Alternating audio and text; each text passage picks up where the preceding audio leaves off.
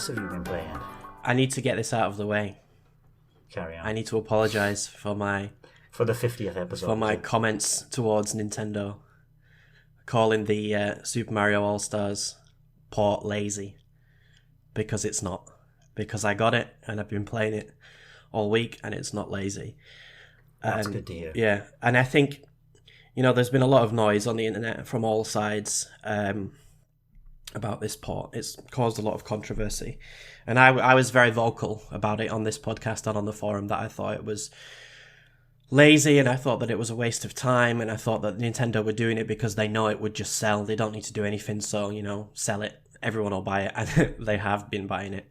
As we talked about earlier, it's been selling like hotcakes. But having played it now, I can comment, I guess. And I actually think what they've done was a very good idea, to not remaster the games, and to emulate the originals. And the reason that I think that is because, having played Mario 64 now for about 7 or 8 hours, I've got 85 stars, which is the most I've ever got. I've never 120 starred this game. So this is the most I've ever played it. The furthest I've ever got in it, at least. I think I think it was a good decision to emulate the original and just upscale. Like, the thing that really used to annoy me in Mario 64 on the Virtual Console ports, or on the Wii Virtual Console, was the text was always really sort of pixelated.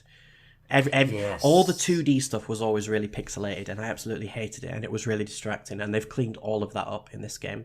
Low-res textures, any 2D stuff, it's all looking really nice and smooth in 720p. The HUD looks good as well.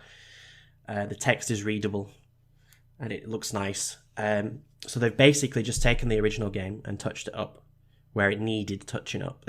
Everything else they've left intact completely, which is good because the game looks good, because even for the first N64 game, it's still, like, the look of the game is still acceptable. If you want to talk about Spyro or Crash or Tony Hawk's, looking at those games on the PS1, it's an insult to the eyes. It's awful, yeah? So I understand why these games need to be remastered. And I think it shows a lot of sort of forward thinking on Nintendo's part. I mean, obviously, the 64 was much more powerful than the PS1 in terms of 3D graphics.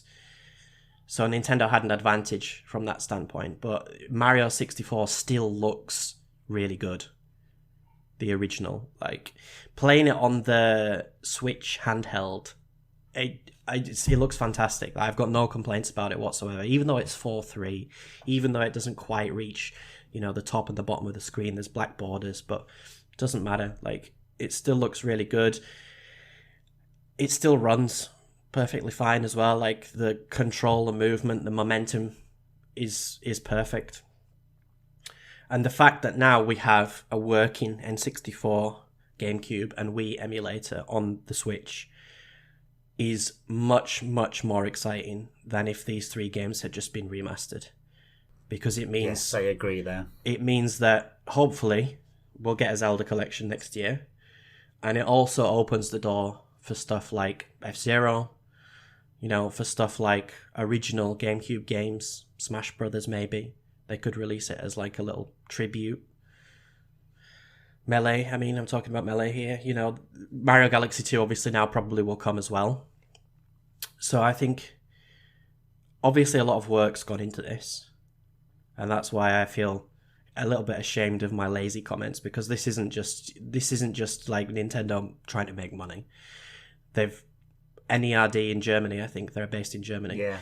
They've obviously been putting a lot of time and effort into making this run on the Switch, and Nintendo basically said the emulation process, because they did all the stuff in the background. Yeah, and Nintendo, I think what they've done is they've like, well, I don't know if they actually plan to release this collection or not, or if it was like, well, now we have this emulation working, Mario's 35th anniversary, why don't we, port this over? And obviously they touched all 3 games up as well, outside of just emulating the consoles. So yeah, it's very, very good. I've really been enjoying Mario 64. A couple of things that I really don't like about it. First of all, the camera is horrendous.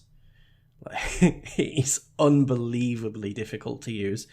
It's extremely obtuse at times. Like, you want to position it somewhere and it just refuses.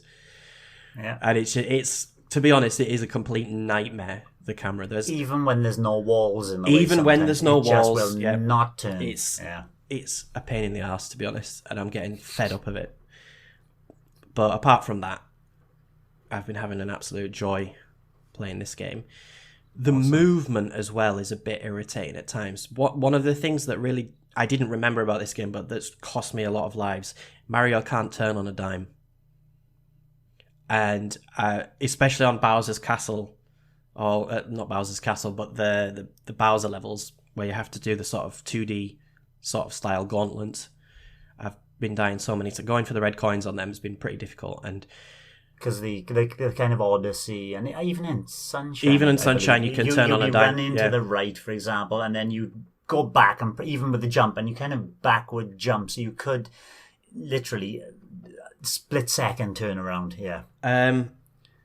I don't like. What do you mean, like running around in a circle? No, I mean, for example, if you're standing still and you're facing one direction, you have to sort of. You have to turn around in a circle before you can go in the other direction. Yeah, that is weird. And the Switch Joy-Con analog sticks don't help. They're not perfect. It took me so long to beat Bowser. Dennis commented as well on the Discord that it took him a long time. I think it's something about the sticks, because I remember it was really easy to position where you would throw Bowser on the N64 version, and I think it's because the analog stick had the 8 grooves in it, so you could pick a specific direction. It took me forever. Like, every time I threw him, it was slightly to the left or slightly to the right, and I was getting so frustrated with it. But I did it in the end. 70 stars, and then I've spent about another couple of hours topping up those 70 stars. I've done the first, I think, 6 worlds 100%, and basically everything that's left is stuff that I can't remember how to do or that I've never done before. So I think finishing this is going to take me quite a long time. I briefly stuck on Sunshine, and it looks fine. And I've played the first 3 or 4 stars on Galaxy, and I have to say, that looks like a Switch game. It looks so good on the big screen. I took a couple of screenshots because I was just surprised that, like, you know, in the Good Egg Galaxy when you fire and you can see the whole thing behind you when he's going through. It just looks amazing. It looks fantastic. It looks so good. They could have done a little bit more with the anti-aliasing. Like, there's quite a few jagged edges still, even at 1080p, but it looks really, really good. And you should use it as your background by there on Skype. For a change, yeah. Today I haven't got a background. So, yeah, just pleasantly surprised, and a little bit embarrassed about what I said before I picked this game up. I only caved in because everybody was being so positive about it, and I thought, the rubles crashed again.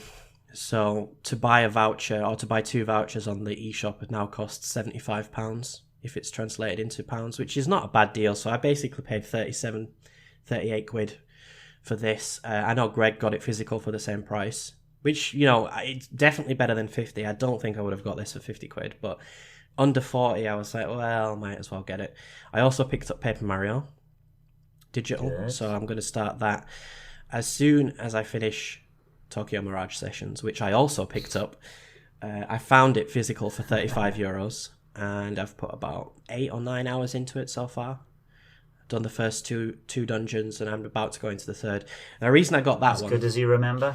Yes, I really like that game. It's basically it's Shin Megami Tensei. It is a typical Shin Megami Tensei game, but with a lot of influence, obviously, from Fire Emblem. But it's more aesthetic influence rather than anything from actual Fire Emblem games. Like, there's the little sort of musical cues, and, you know, obviously Chrom's there, but it's not really Chrom. It's like a demon form of Chrom. So yeah, I've been having a blast with that. Like, I had it on the Wii U to review for the website, so I had it digital. I think I got it like 3 months before it came out, the code. And I've always wanted to pick it up physical. I never managed to get it on the Wii U, so I decided, well, at 35 quid, have it on the Switch. I'll probably play through it again, which I have been, so I picked it up. And it's definitely removes the need for a Persona game, I would say, on the Switch. If you want something a little bit like Persona, Tokyo Mirage Sessions is that sort of the itch for that scratch, I would say. But maybe I'll talk about that next time. We'll leave it at Mario for this week. Yeah, we'll save it next time. I might talk about Paper Mario next time. I don't know what I'm going to talk about next time. We'll see. I have been playing Paper Mario. I won't spoil anything yet, though, Nick. But my last thought, it's great news about that emulation working so well. Yep. And for me, that just kind of highlights why Nintendo have got the limited edition, limited release of those Super Mario games. Something's happening, at least with N64 You think games. so, yeah? Yeah, it's got. I feel it now. I feel it in my water. There's a lot of stuff happening at the end of March. Yeah, because this game's obviously Monster disappearing. Hunter is holding on. And this, for me, this is crazy. Monster Hunter can already be preloaded on the Switch, which means it's ready. 8.8 gigabytes is there. So why are they releasing it in March? Yeah. I don't get it. I think something big's happening. And there's a couple of rumors as well saying that a lot of the newer games for Switch are releasing with unfixed frame rates. Yep. Which a Switch Pro, for example, would boost the frame rate and give you better performance. So, yeah, I can. It does feel as if something is happening in that kind of time frame, early fiscal, early, or maybe just before Monster Hunter Rise comes out, or at the same time. If they release something just before, then that gives them a little boost to the final quarter of the year revenue and for the fiscal year as well. So I think sort of the same time frame that the original Switch launched, early to middle March. So if that follows, we won't hear anything about it until January. I think it was about January, middle of January, something like that. At least in that quarter, because they won't announce the quarter before, because it'll affect the sales. If they say in December or before Christmas, a new Switch is coming, everybody's going to hold off. So it definitely will be after the new year when they announce it. I do wonder if it's going to be a small clock boost like the 3DS, the new 3DS had. So it's sort of a little boost, bit more RAM, slightly faster clocks, or whether they're going to use this new chip with DLSS, and that I really hope it's going to be that, because I think that will set them nicely for the next 3 or 4 years. They'll still be able to not compete with Microsoft and Sony, but they'll be at least not as bad as it can. Well, I'm not saying the Switch is bad because it still looks good, obviously, especially in handheld, but it will just push them that little bit more towards what Microsoft and Sony are doing. So I would hope that there's a new chip in there. Some of the comments in Shantaro Furukawa said last week during the Nintendo's briefing. You know, he did mention that we are looking towards using modern technology, utilizing more modern technology. So that fits in with that again. So promising. It's looking positive and promising. Certainly. Maybe that's why this year's been a little bit sort of. In terms of new releases, it's like yes, COVID-19 has slowed down our process of making games. Let's not push them. Let's hold them off. Let's get them running on this newer model, maybe. 12 ports we've had this year. 12 altogether. If you include Mario Odyssey. If you include Mario 3D World as this year, even though it's next year. And if you include 3D All-Stars as one game, there's 12 altogether. Which is, it's absolutely crazy. And we've had Animal Crossing, Paper Mario, Hyrule Warriors, and Bravely Default. That's 4 original games. Everything else has been a kind of port or a remaster remake, like Brain Training and what's it called? 51 Worldwide Games, So we'll see. I think next year's going to be big. I know we say it every year. But I do think next year maybe we'll see a couple of big hitters. I think Zelda will come out next year, so yeah, we'll see. Yeah, and I'm expecting some more about emulation and titles utilising that a bit more as well. I think so. 1080p F-Zero GX.